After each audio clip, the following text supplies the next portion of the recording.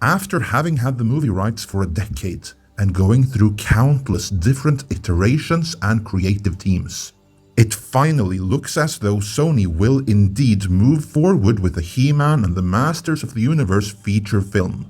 But even if they actually end up making the movie this time, you might not be able to see it on the silver screen, for they are contemplating releasing it straight to video, or rather straight to Netflix. But it amounts to the same thing. The movie would be consigned to TV screens and mobile devices from day one, and you'd never get the opportunity to experience it on the big screen in theaters. Why would Sony do something like that to a property as inherently cinematic as Masters of the Universe?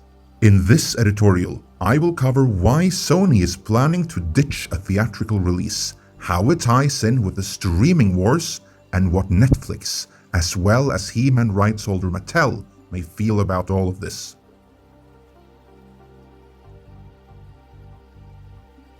This story comes to us from The Hollywood Reporter. On October 9th, they broke the scoop that Sony Pictures chairman Tom Rothman is exploring the feasibility of working out a deal with Netflix, which for all intents and purposes would make the He-Man feature film a Netflix exclusive. The reasoning behind this action is controlling risk. The He-Man reboot, which is scheduled for a March 2021 release, is a very expensive undertaking. Sony acts as both production company and distributor, and while there are more parties involved on the funding side, such as Mattel, Sony are the ones most exposed. What that means is that if the movie is a hit, Sony stands to make more than anyone else on it. But it also means that if the movie should underperform, or even flop, Sony are the ones that will be left with the biggest losses.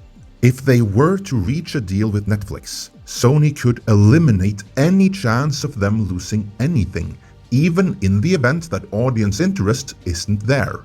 What such a deal would entail is selling the distribution rights to Netflix for a fixed fee, one that would enable Sony to recoup their entire outlay, and be left with a nice little predictable profit on top. Sony would, for all intents and purposes, shift the risk of losses over to Netflix. The flip side of that, of course, is that by selling to Netflix, that predictable little profit on top is all Sony would get, even if the movie turned out to be a smash hit. Because if Sony were to keep it and distribute it themselves, and it didn't flop, but instead ended up grossing in the vicinity of $1 billion, then Sony would stand to earn hundreds of millions on it. And on top of that, they would have established a new franchise for themselves, in addition to Spider-Man, Venom, and Jumanji. All of that goodness is what they would give up by selling to Netflix for a fixed fee. That's the dilemma. That's the gamble. This is not yet a done deal, and any talks between Sony and Netflix are preliminary. As such, it's too soon to tell if He-Man will be going to theaters courtesy of Sony or straight to Netflix. You see, there are three main stakeholders here, Sony, Netflix, and Mattel, that all would have to agree. We'll go through them one by one, but first, let's explore what would cause Sony, that has a worldwide distribution apparatus themselves, to sell off distribution rights to Netflix. The movie industry is in a state of upheaval right now, due to changes in the surrounding landscape, brought on by big tech incursions in the film and entertainment industry. This is manifested in the streaming wars. Disney will be fine, as they saw this coming a decade ago and started taking measures to prepare and future-proof themselves by acquiring not just Pixar, Marvel, and Lucasfilm, but also the tech company BAMTech, which developed ESPN Plus and Disney Plus for them. Chances are the Comcast-owned Universal and the AT&T-owned Warner will be fine too, due to the infrastructure they have access to due to their corporate owners. Everyone else, however, face uncertainty going forward. To stay competitive, they either have to make major acquisitions, like Disney did, arrange to have themselves sold, like Fox did, or otherwise fundamentally change their operations in preparation for a new landscape no one quite know what will be just yet. Sony Pictures have been struggling for years, and where feature film is concerned, they have right now one proven brand in Spider-Man and two maybes in Venom and Jumanji. I say maybe because although the first installments of the two worked out good, you really have to wait and see how the sequel performs before declaring something to be a new golden goose. Their attempts at launching a Ghostbuster franchise blew up in their face in 2016, and who knows how the second attempt will work out next year. They tried to rekindle the Men in Black franchise earlier this year, and that blew up in their face as well, giving them more losses they really could not afford.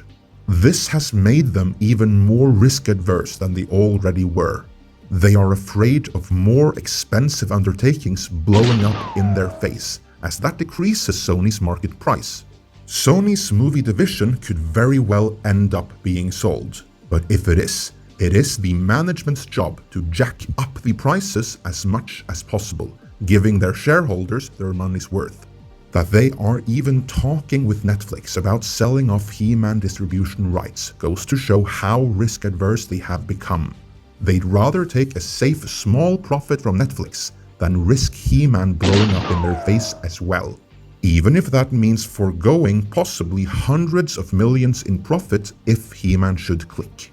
This also goes to show that Sony really doesn't have that much faith in He-Man, as this implies they think it's more likely that it will blow up in their face than that it will blow up at the box office.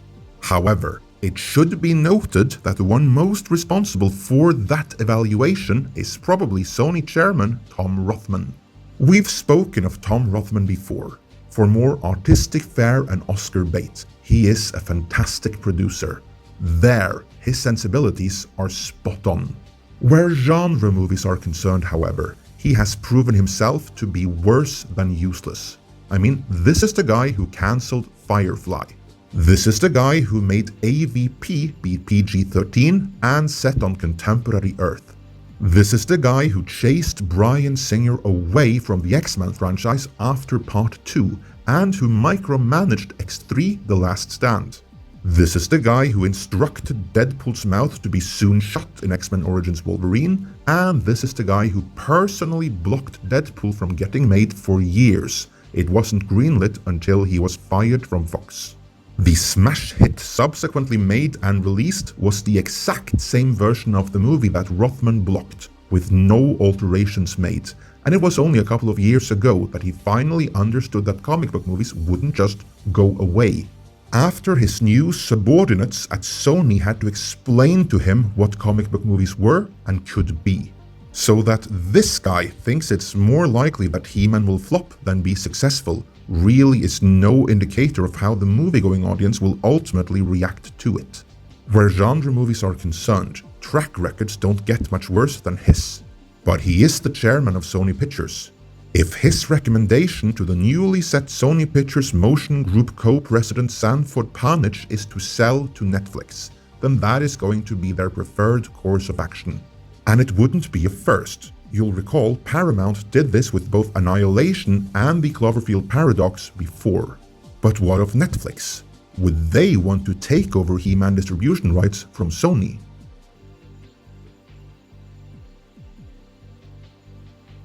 The answer to the question of whether or not Netflix would be interested in taking over He-Man distribution rights isn't so much yes as it is, "Oh hell yes, hallelujah, praise baby Jesus." They are not going to say that to Sony, of course. They don't want to pay any more than they have to, so they're going to play it cool during negotiations. But they will want He-Man, and badly.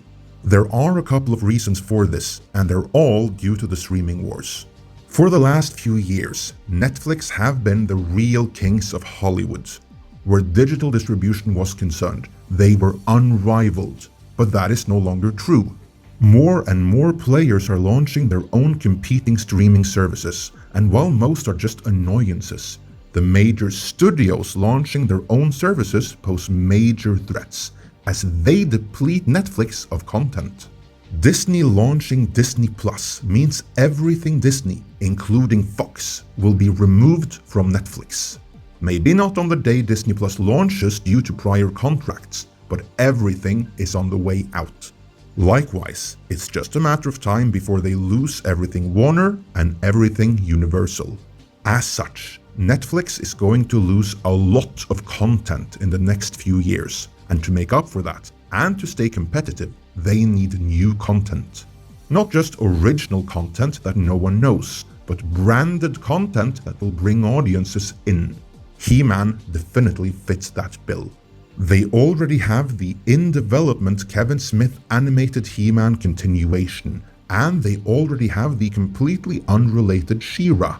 If they, on top of that, could exclusively get the new live-action He-Man reboot as well, yeah, Netflix would be very happy with that. Depending on how it performs, they may even want to develop it further, perhaps more than Sony would. But that leaves one of the final major stakeholders.